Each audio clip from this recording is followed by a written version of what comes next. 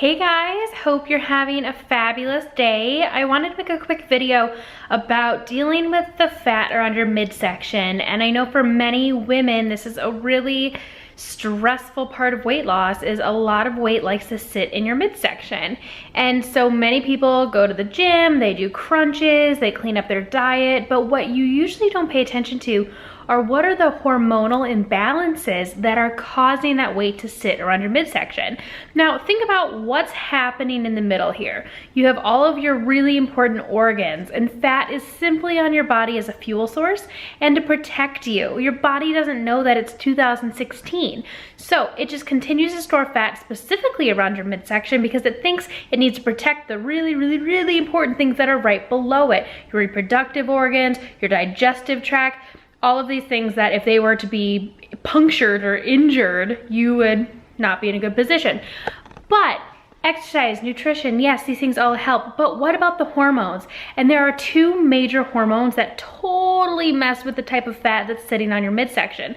And these hormones in general do not, in normal amounts, don't lead to weight around your midsection, but when they're really high, that's when fat gets stored there. Now, the first one is one that I talk about all the time, and it's cortisol. Cortisol is your stress hormone. When your body feels stressed, when your adrenal glands turn on, it lets cortisol go out into your body to prepare you, to protect you for the stress that's about to happen. Now, back in the day when we were being chased by lions, your cortisol starts leaching out into your body because your adrenals turn on, because you go and you fight that lion or you run from it, and as soon as you feel safe again, everything comes back down. But because we're all sleep deprived, we're overstressed, we're undernourished, we're running around paying bills, dealing with kids, dealing with work, our cortisol and our adrenals never really get a chance to slow down. So then your body's always sort of leaking this cortisol into your body. So how do you handle this? Number one is sleep. People who consistently get less than 6 hours of sleep a night, it increases your chance of obesity by 40%. Isn't that crazy? And so sleep is actually one of the number one tools for decreasing fat around your midsection, right? Who'd have thunk it? You think it's crunches and abs are made in the kitchen, which is true, but sleep is so important. And some research was done that showed that even if you get a crappy night of sleep, because what's ideal is 8 hours of sleep, I know you've all heard that before, having a 2-hour nap can actually undo the effects of cortisol from that crappy night of sleep. So that's something very important. The other thing about not getting enough sleep is that your body reacts to that as thinking it's a stressful situation. So it's just another reason why it's gonna continue to release that cortisol into your body. And if you miss 1 hour of sleep 3 nights in a row, you can ramp up your cortisol by 50%. And that cortisol is released, fat is being dumped into your bloodstream because it needs your organs to be able to handle this stressful situation, like your liver. But when all of that fat is in your bloodstream, but it all doesn't get used, the rest just gets stored as belly fat. The other really crappy part about that is the more belly fat you have, the more easily cortisol gets put into your body. So it's sort of this cycle. You have to calm down, deal with stress. When you feel stress, take a deep breath, meditate, get your sleep to handle your stress better so that you don't have as much belly fat on your body, but also you need to be working out and eating clean to get rid of the belly fat on your body so you can handle those stressors better, so cortisol isn't always being leached into your body. The other thing that can help you with this is drinking tea, black tea and green tea. If you drink 4 cups of green or black tea every day for 6 weeks, you can actually lower your cortisol levels. So this is good, yay. You can never get rid of cortisol because we need it, but you can allow your body to give you the right amount so then you don't end up having that extra fat floating around your body, which then gets sucked back in and stored around your midsection. The other hormone we're gonna talk about is insulin. Insulin takes glucose out of your bloodstream and delivers it to things like your organs, like your liver, to use as energy. But when we are consuming too much food and not enough of it is being used as energy, what do you think happens to it? It gets stored on your body as fat. And many things contribute to this. Sugar contributes to this, processed carbohydrates contribute to this, a crappy diet contributes to this. So think about where you wanna start. Do you wanna start reducing your processed sugar intake? Because every time your body consumes processed sugar, so we're talking about cakes and candy, even things like ketchup that have added sugars in them, your body uses that added sugar as fuel instead of the fat on your body that you're supposed to use as fuel. But that's one place you can start. The other place you can start is reducing your processed carbohydrates. So again, cakes, cookies, crackers, chips, white potatoes, and start swapping those out for whole grains, things like oats, brown rice, quinoa, whole wheat pastas, whole wheat breads. These aren't gonna spike your insulin and your blood sugar very quickly. When you're consuming less processed carbohydrates, your body doesn't have to produce as much insulin, so then your fat can be used as fuel instead. The other thing to do to deal with your insulin, if you have too much insulin floating through your body and then it's being stored as fat, is eating frequent meals throughout the day. So set an alarm on your phone and eat every 2 to 3 hours. Why? Well, when you go a long time without eating, everything comes down. Your blood sugar comes down, your metabolism comes down, and then when you eat, you may be starving, so then you tend to overeat, 1, and then 2, because you're giving your body a whole bunch of calories to work with, all of a sudden, your insulin spikes, your blood sugar spikes. And when you have insulin resistance, right away your body's gonna start storing fat in your abdominal region. Plus, there was an experiment done with some rats where they gave them the same amount of calories, but some of the rats were being fed every couple hours and some were only being fed once in the morning, in the afternoon, and at night. And the ones that were being fed every couple of hours ended up having less fat on their body than the ones who were eating the same amount of calories, but they were eating them throughout the day. Because when you're, like I said earlier, when you're eating consistently throughout the day, your insulin isn't going whoo like this, right? You're keeping it steady throughout the entire day. Of course, spending time in the gym, eating healthy whole foods, these are also going to help. So after this, I have a HIIT workout for you, high intensity interval training workout that you can do at the gym, you can do it at home, not a lot of equipment involved with this one.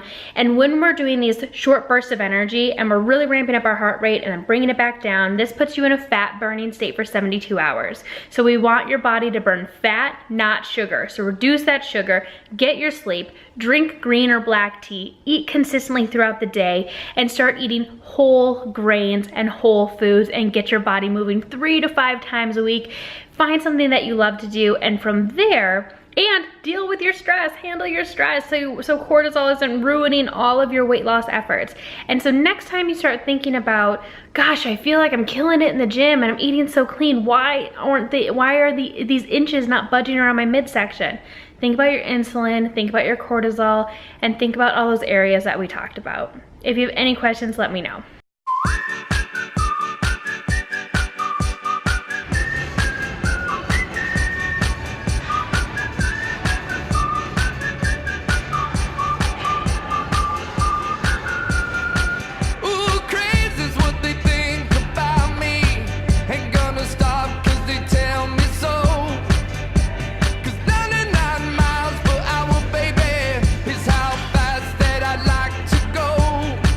Can't keep up.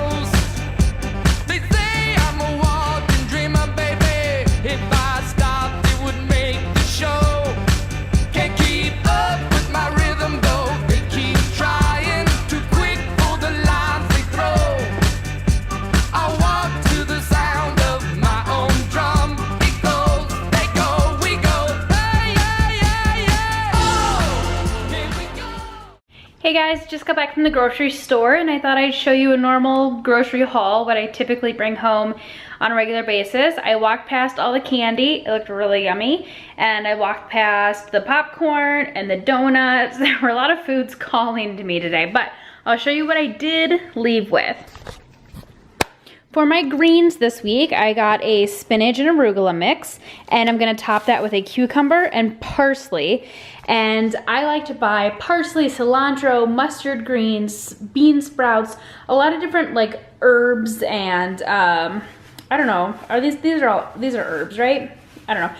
And I put them on top of my salads or in smoothies, and it's just a great way to get additional micronutrients, because the more variety you have in the greens you eat, the healthier you're gonna be, the more your body's gonna detox on its own, and it makes it taste really, really yummy, because with the spinach and arugula mix, you get a little bit of a bite from the arugula, and then you get this yummy spice from the parsley. Oh, it's so good.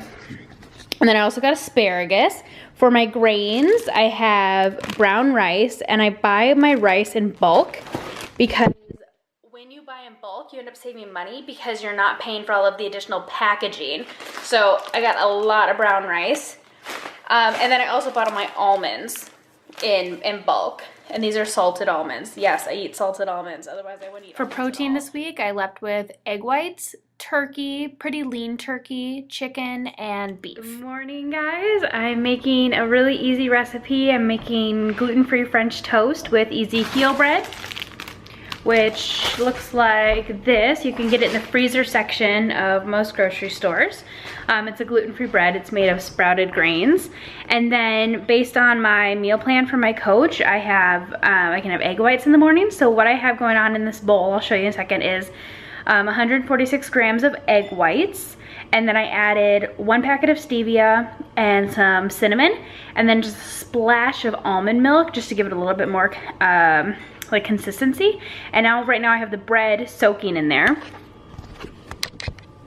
So according to my meal plan, I get to have 2 pieces of Ezekiel bread and egg whites. So instead of having, 2 pieces of toast and egg whites, it's Sunday, so that always seems more like a brunchy day. So I'm gonna make it in here, and then I'm just gonna throw it in the pan and fry it up, just like you would any normal. While one is cooking, I have the other one in here, and you want the heat to not be too high, because then you just sort of burn the outside, and the inside is then still like gooey and eggy. So you want to make sure it's cooked all the way through. You want to make sure that you're getting all of your egg white in, and so it didn't absorb completely, so then I just poured the rest of the egg over, and then you'll see I'll just sort of like smoosh it all together and make sort of a egg thing. And then you can tell when it's done, because it springs back and it's not just soggy, so it springs back a little bit. So almost ready to eat.